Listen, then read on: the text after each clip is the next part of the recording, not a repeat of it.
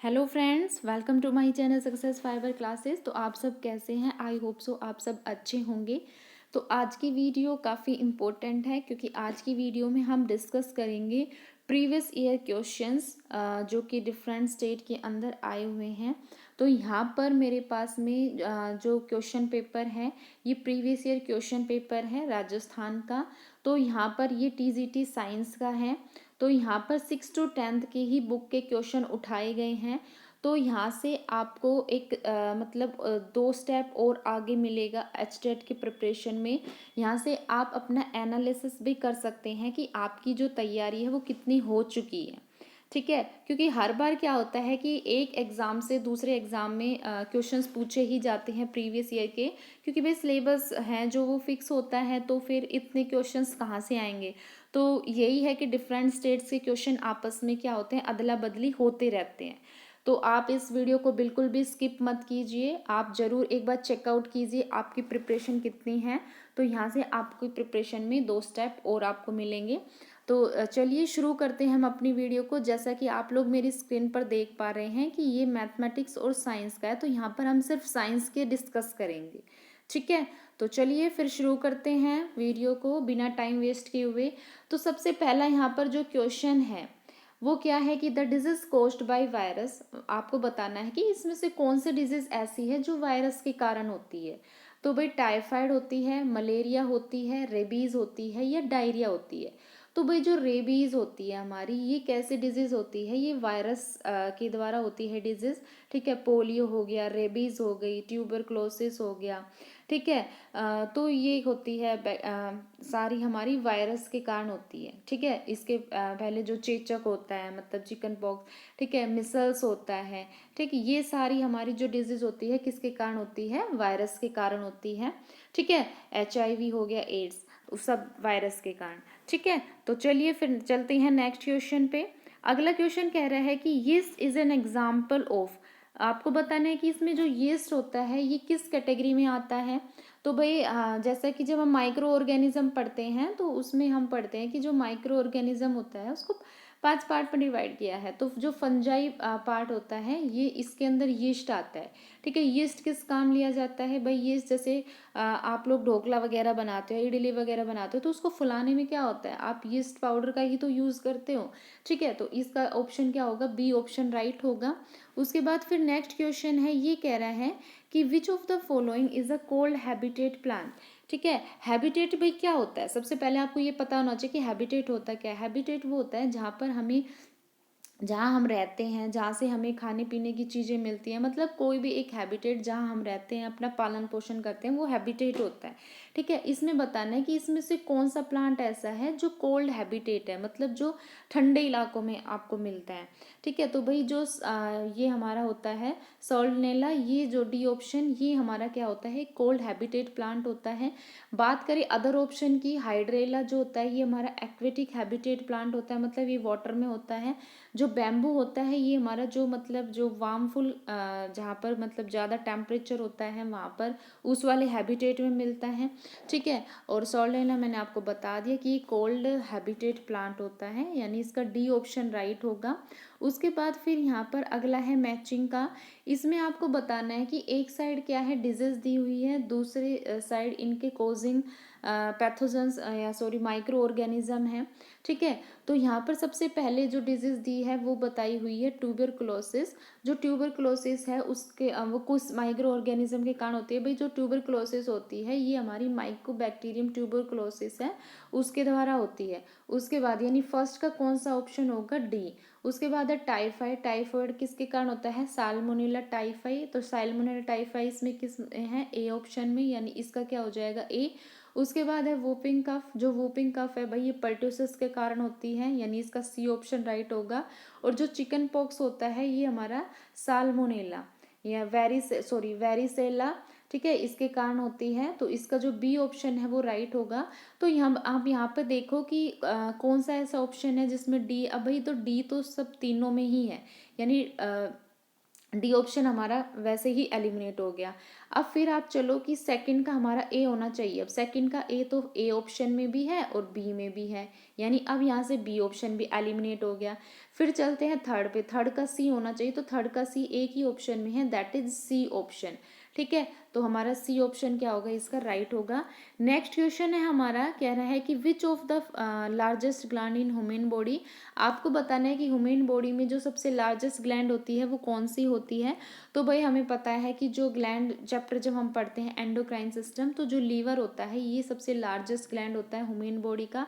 अगर सेकंड पूछा जाए तो सेकंड पैनक्रियाज होती है, जो कि एक मिक्स ग्लैंड होती है। ठीक है, यानी इसका जो ए ऑप्शन है वो राइट होगा। नेक्स्ट क्वेश्चन है, ये कह रहा है कि जो एसआई यूनिट होती, एसआई सिस्टम होता है उसमें पास्कल किसकी यूनिट होती है। तो भाई जो पास्कल होती है ये प्रेशर की यूनिट होती है।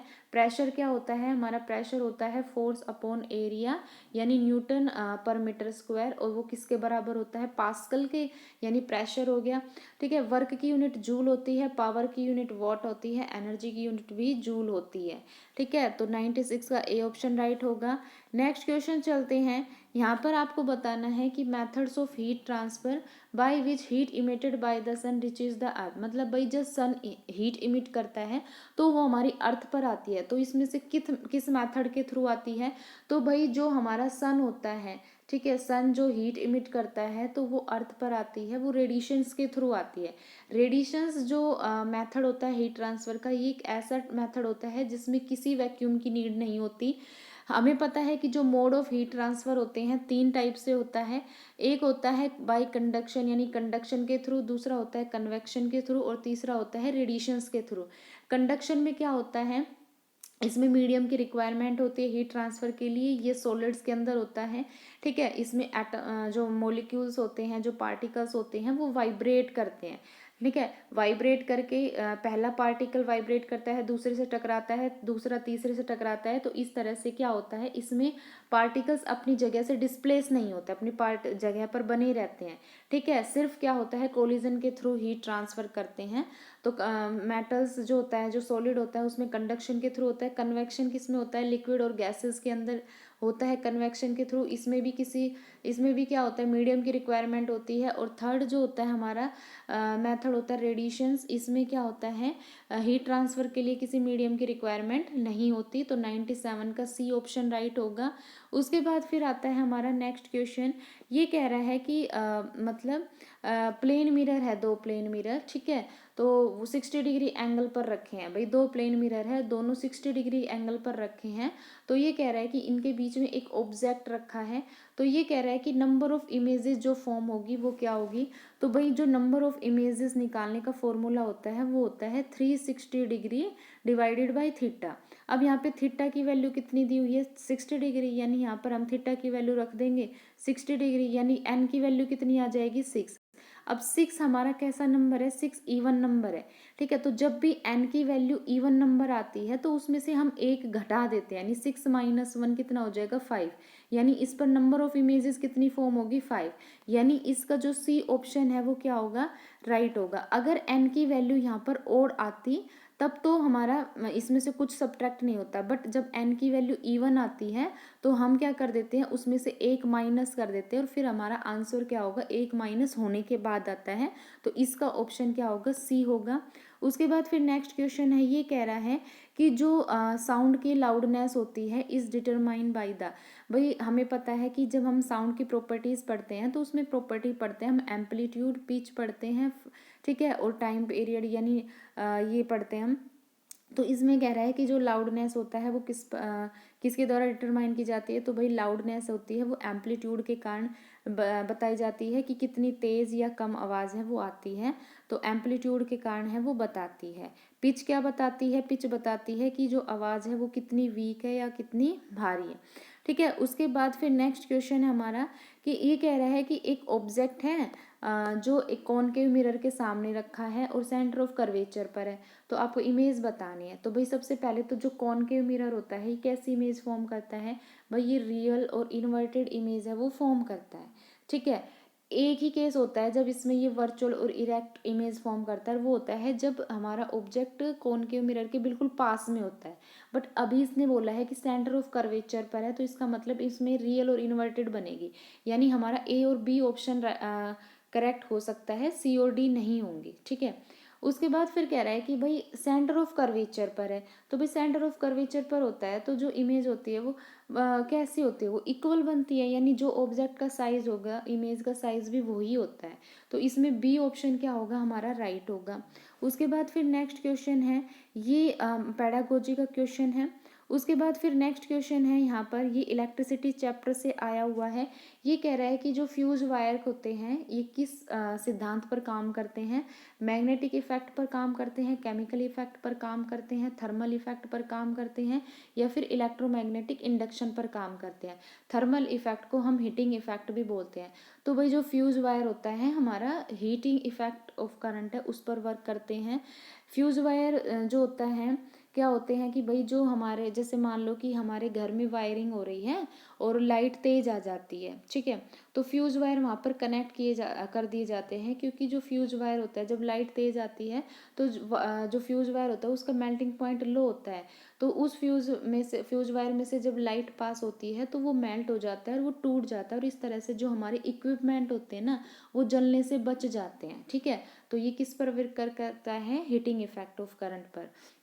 ठीक है, तो इसका सी ऑप्शन राइट होगा। आई होप आपको मतलब ये चीज़ें अच्छे से समझ में आ रही होगी और पता चल रहा होगा कि आपकी प्रिपरेशन है वो कितनी है।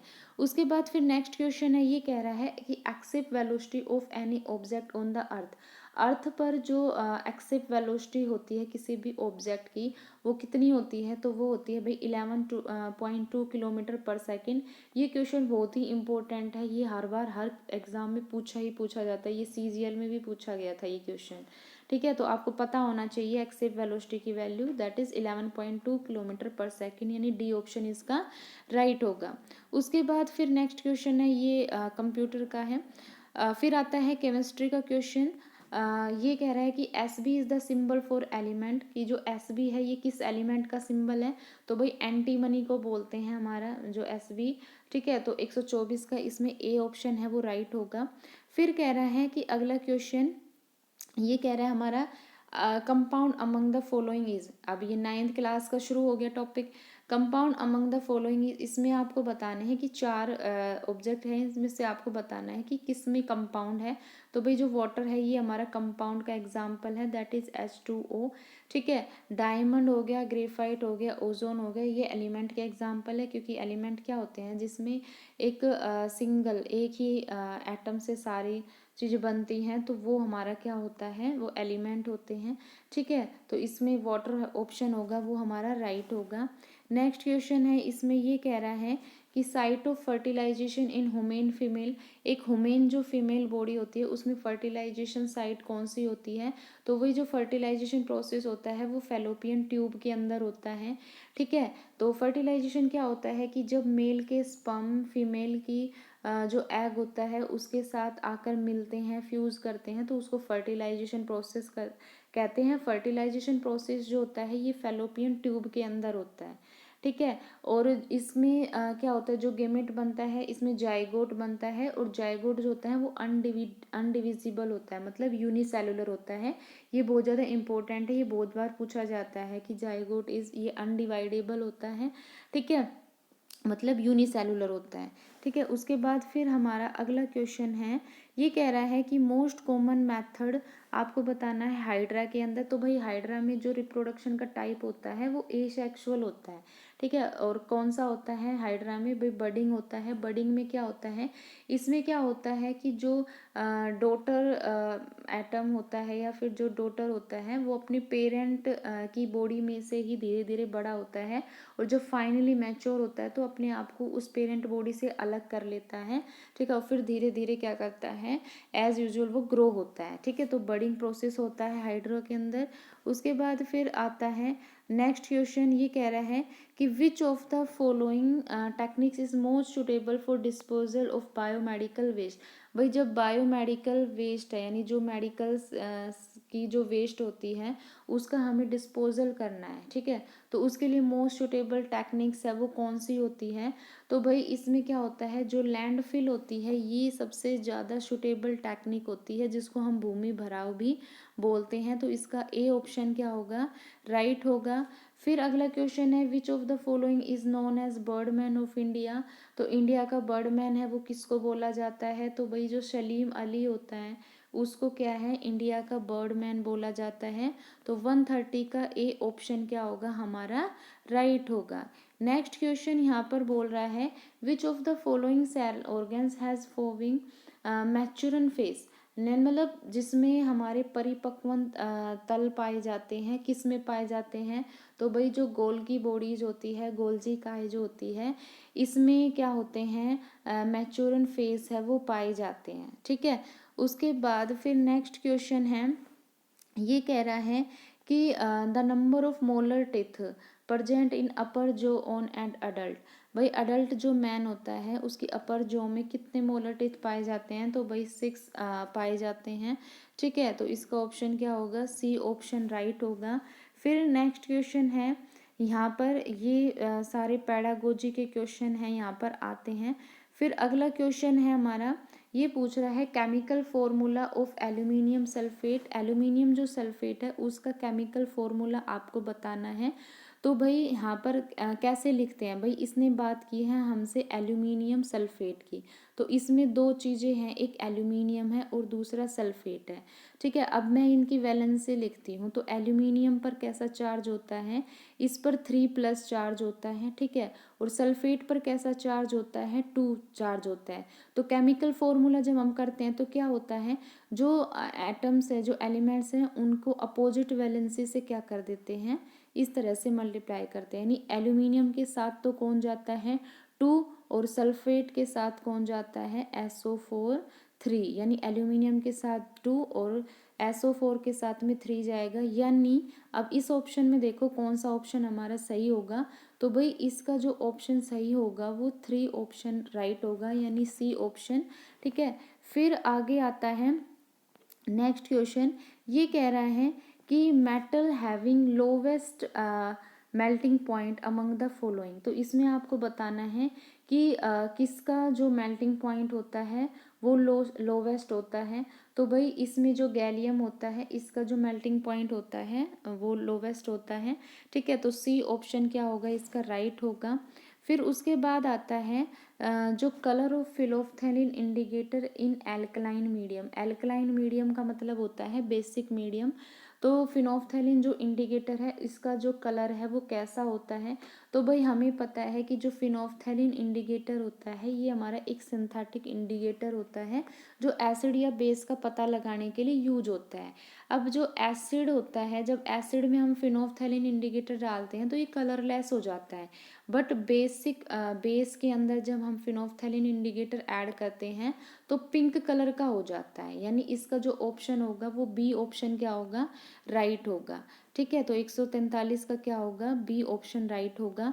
फिर नेक्स्ट क्वेश्चन है, ये कह रहा है which of the following synthetic fibre is a polymer of ethylene glycol and terephthalic acid. तो भाई जो डैक्रोन होता है ना, डैक्रोन ये किसका पॉलीमर होता है, ये इथाइलिन ग्लाइकोल और टरपैथेलिक एसिड है, इसका क्या होता है, पॉलीमर होता है, ठीक है। तो इसका बी ऑप्शन क्या होगा, राइट होगा। उसके बाद फिर यहाँ पर क्या है, ये सारे हमारे पेडागोजी के क्वेश्चन हैं। तो आई होप आपको ये सीरीज अच्छी लगी होगी। इसमें हमने सारे प्रीवियस ईयर क्वेश्चन डिस्कस किए हैं राजस्थान के। अगली बार मैं आप लेके आऊँगी जिसमें हम और भी डिफरेंट एग्ज़ाम के प्रीवियस ईयर क्वेश्चन डिस्कस करेंगे। आपको धीरे धीरे पता लग रहा होगा, आपकी प्रिपरेशन का एक एनालिसिस यहाँ पर हो रहा होगा कि आपकी तैयारी कितनी बेहतर हो चुकी है। कल मैं फिर आपके लिए वही टॉपिक वाइज जो इम्पोर्टेंट टॉपिक्स है जिनसे हर बार क्वेश्चन बनते हैं वो सीरीज़ लेकर आऊँगी, ठीक है। तो अगर आपको मेरी वीडियो अच्छी लगी है, हेल्पफुल लगी है, तो मेरी वीडियो को ज़रूर से ज़रूर लाइक कीजिए, शेयर कीजिए, ठीक है। फिर हम पीजीटी केमिस्ट्री की भी एक प्रीवियस ईयर क्वेश्चन पेपर लेकर आएंगे, ठीक है। तो पीजीटी केमिस्ट्री में किस तरह से प्रीवियस ईयर क्वेश्चन पूछे जाते हैं, तो वो भी हम डिस्कस करेंगे। तो वीडियो अच्छी लगी हो तो चैनल को ज़्यादा से ज़्यादा लाइक कीजिए, शेयर कीजिए, सब्सक्राइब कीजिए। Thank you very much.